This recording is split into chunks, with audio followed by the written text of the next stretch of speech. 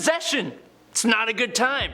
Not at all. But seemingly the easiest explanation for why a hero would do something villainous. Or just a really great way to make the stakes of a story go way up. I'm Adam Andrews, this is Top 10 Nerd, and today it's the top 10 villains who possessed heroes. Starting off our list at number 10 is Shadow King. Amal Farouk was a pretty nasty mutant that Charles Xavier had a run-in with in Cairo way back in the day. Amal attacked Xavier and then tried to convince Charles to partner with him in his nefarious ways. Charles refused, challenged Farouk to a psychic duel, won, which seemed to take Farouk's life, and moved on to create the X-Men in order to combat evil mutants in the world like Farouk. What no one knew until about 150 issues later is that Farouk was actually merged with a multiversal manifestation of the dark side of human consciousness who had been possessing various individuals since the dawn of human history, called the Shadow King. No one could have known that anyways, so there you go. Years and years later, the Shadow King and Farouk, who had been floating around in the astral plane,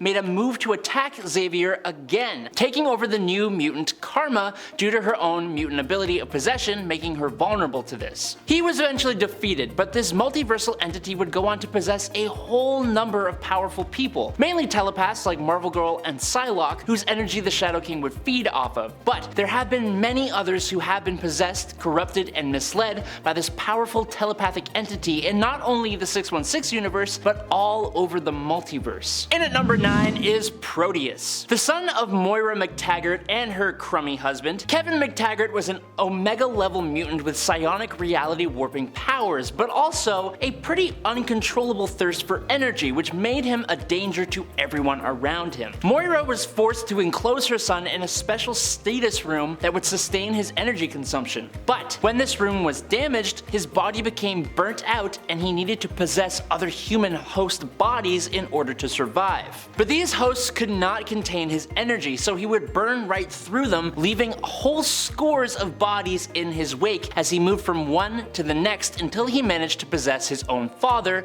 Joe. Now, of all the things for an insanely powerful reality warping mutant to be weak to, Proteus here had an inexplicable weakness to metal. After burning out Joe's body and being vulnerable in a form of pure energy, Colossus of the X-Men turned into his metal form and seemingly with one punch disrupts Proteus's energy form, causing a massive light show and scattering Proteus's energy all over Scotland, which is a good place to be scattered. Proteus would go on to return possessing Blindfold, Destiny, Nightcrawler, Psylocke, Husk, and Trance in one fight, and way later on, he eventually became a member of the Five, ensuring the survival of the mutant race. So, kind of all came up roses in the end, didn't it? Number 8. Jericho. Joey Wilson, otherwise known as Jericho, is technically a superhero in the DC universe, but being the son of Deathstroke, one of the world's best assassins, I think he's kind of just always tied to being bad every once in a while, even after his years and years as a loyal member of the Teen Titans. The same serum that gave Deathstroke his powers and enhancements also gave Jericho a very unique and powerful ability that allows him to transfer his consciousness into the body of another and take control of them, possessing them. And it was a pretty powerful possession too. When Jericho has been more antagonistic rather than protagonistic, he has possessed Wonder Girl, Superboy, Hal Jordan, Nightwing, Superman, Cyborg, and even his father Deathstroke. Unfortunately, every time he did this, a small shred of the individual's psyche remained in his head. At first, it was nothing that he couldn't deal with, but over time, possessing multiple people, he had so many psyches running around his head it drove him insane, and he became a pretty mad supervillain, which is when he possessed a large number of the heroes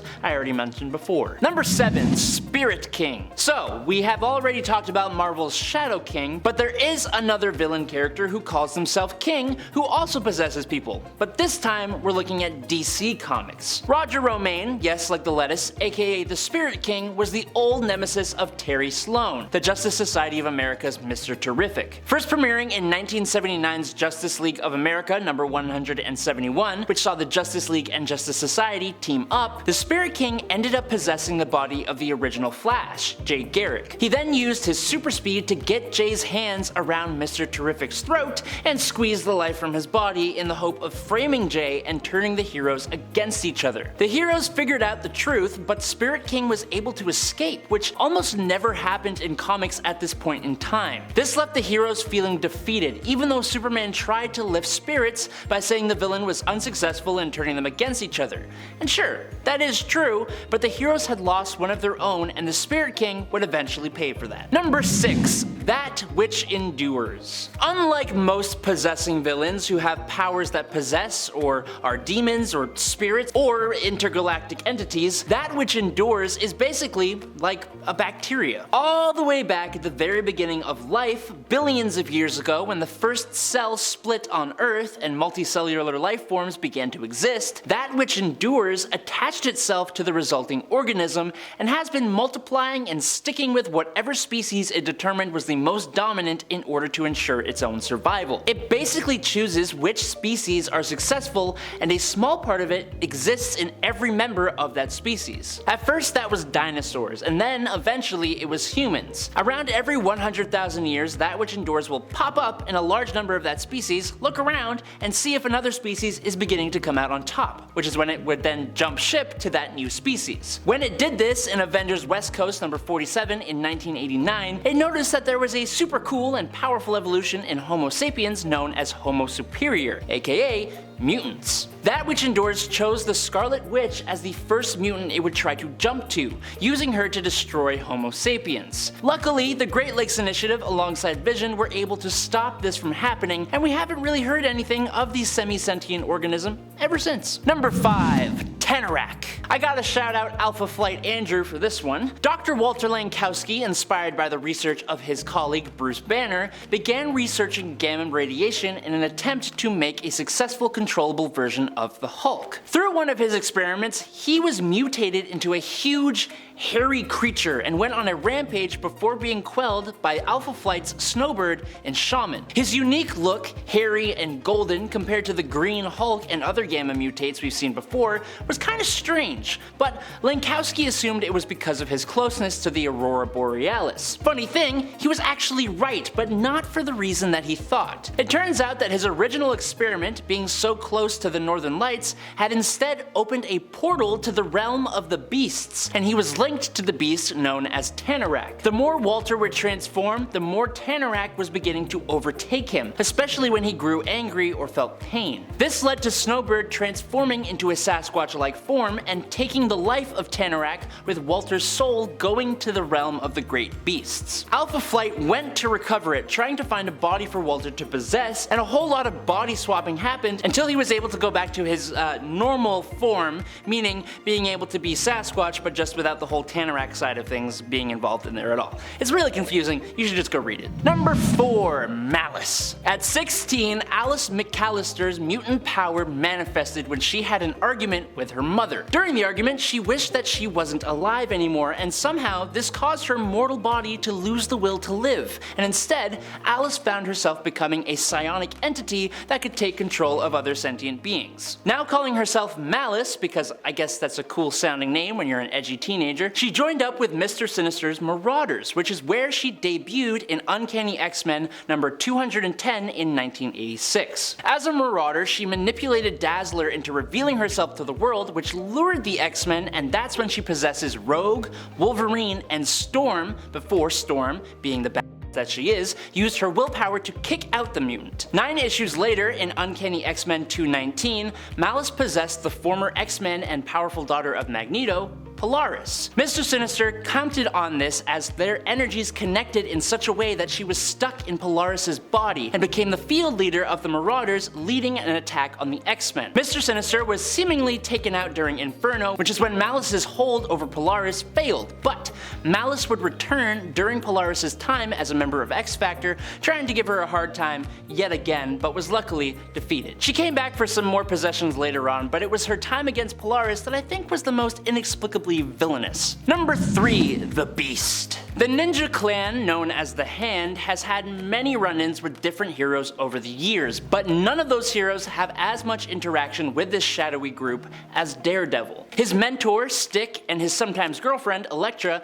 have history with the clan, and he's never been particularly fond of them. But when he seemed to secure control over the clan, he decided to put their skills to good use. He moved them to Hell's Kitchen and set up a headquarters and prison known as Shadowland. He changed the Hand into what he thought was a force for good, but as his time with the Hand went on, he seemed to be the one who was changing, becoming more aggressive and drastic with his methods of crime fighting. He started to butt heads with other heroes and even became responsible for the passing of his adversary, Bullseye.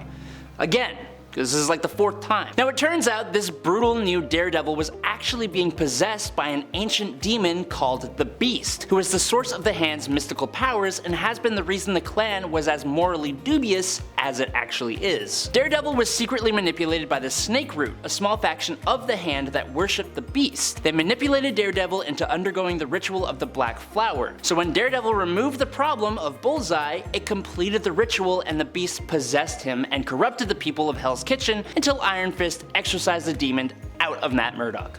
Yay. Number 2, Parallax. Hal Jordan was the greatest Green Lantern, and he arguably still is, but in the 90s, things kind of changed. After the incredibly infamous destruction of Hal Jordan's home, Coast City, at the hands of Cyborg Superman and Mongol, Hal goes a little bit bonkers with his grief, leading to the Emerald Twilight story. Hal tries to create a hard-light construct of the entirety of Coast City and the people that he knew who lived there, using all the charge in his ring that he had to do so. The Guardians of the Universe scolded Hal for irresponsibly using this power for his own personal reasons and demanded that he report to them for discipline. But the Guardians were kind of the ones who were responsible for Hal not being in Coast City in the first place, so Hal snapped. He tore through 8 of the strongest lanterns, taking their rings, he obliterated Kilowog, snapped the neck of Sinestro, and then he took down all the Guardians, drained the central power battery, and destroyed the Green Lantern core. Hal renamed himself Parallax and became a universal threat, attempting to restart the universe before he was defeated. Hal eventually came back in 2004's Green Lantern Rebirth, but it was retconned so that instead of just going completely insane like he did,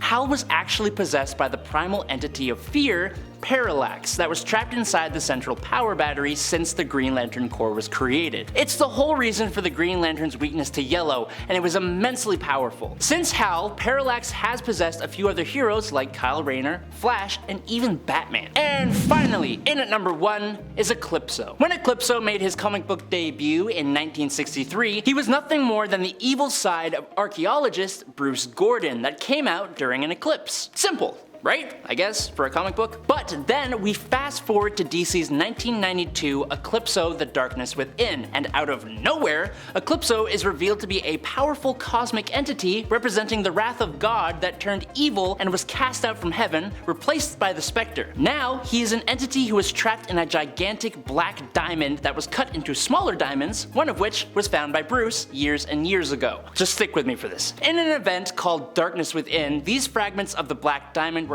activated on various powerful beings, allowing Eclipso to possess them. One of these beings happened to be Superman himself, and the world's heroes had to fight tooth and nail to try and stop this powerful possessed Superman. It was the Wizard Shazam and Billy Batson Captain Marvel who finally stopped him, and with the help of the Spectre, Eclipso was forced back into the reformed diamond, and he did some possession stuff later, but we don't have to talk about that, because it's not fun. And finally, in at our number 0 spot, it's nothing, because that's the end of the video. I'm Adam Andrews. I hope you guys enjoyed watching today on Top 10 Nerd. I'll catch you on the flippy flop. Peace out, nerds!